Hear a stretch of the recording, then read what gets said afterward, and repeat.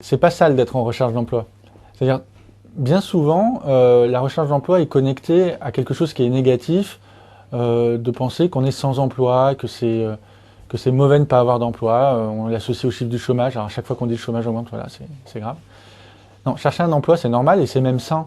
Les écarts de parcours au bout de 15 ans dépendent de la qualité de la recherche, voire même de s'il y a eu recherche. Rester 15 ans dans un même endroit n'offre pas les mêmes progressions que de changer une, deux ou trois fois sur ces 15 ans. Alors il ne faut pas tomber dans l'excès inverse qui est de changer tous les ans, parce que là on n'a pas le temps de progresser, de capitaliser. Tout ça pour dire quoi? Pour dire qu'il faut assumer son statut de chercheur d'emploi. Il faut assumer ce statut-là. C'est quelque chose de normal et il faut le dire. Il faut aussi dire ce qu'on en attend. Parce que comme on est en recherche d'adéquation, l'entreprise va savoir ce que vous attendez. Elle a besoin de savoir ce que vous attendez pour une raison qui est toute bête, c'est que si jamais elle sait vraiment quelles sont vos motivations et que c'est ce qu'elle a à vous offrir, ben vous le saurez aussi. Alors que si vous cachez vos motivations profondes, pour un commercial, il n'y a pas de honte à vouloir gagner plus d'argent.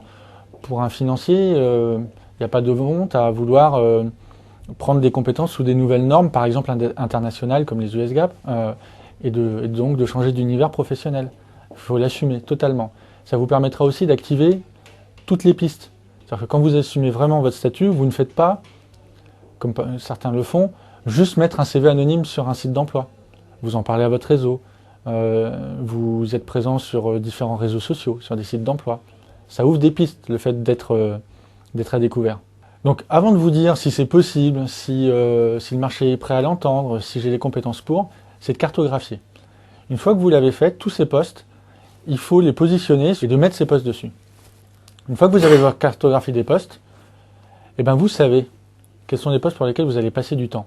Et vous savez aussi quel temps vous allez passer. Vous allez passer 20%, 60% et 20% de votre temps.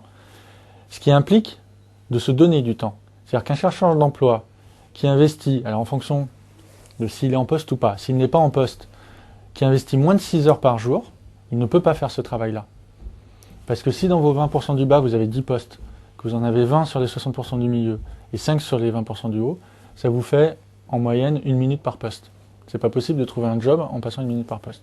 Donc quand on n'est pas en poste, il faut passer minimum 6 heures. Quand on est en poste, normalement on parle plus en temps par semaine, mais il faut arriver à passer une quinzaine d'heures dans la semaine si vous êtes en poste.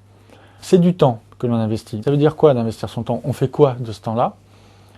Et bien là, on investit dans la marguerite de l'emploi. C'est quoi la marguerite de l'emploi? C'est les différents moyens que vous avez à votre disposition. Quels sont-ils? Ce sont les sites d'emploi, où là, il y a deux moyens qui sont les annonces et les dépôts de CV. C'est votre réseau. Ce sont les contacts avec les cabinets de recrutement et les candidatures spontanées.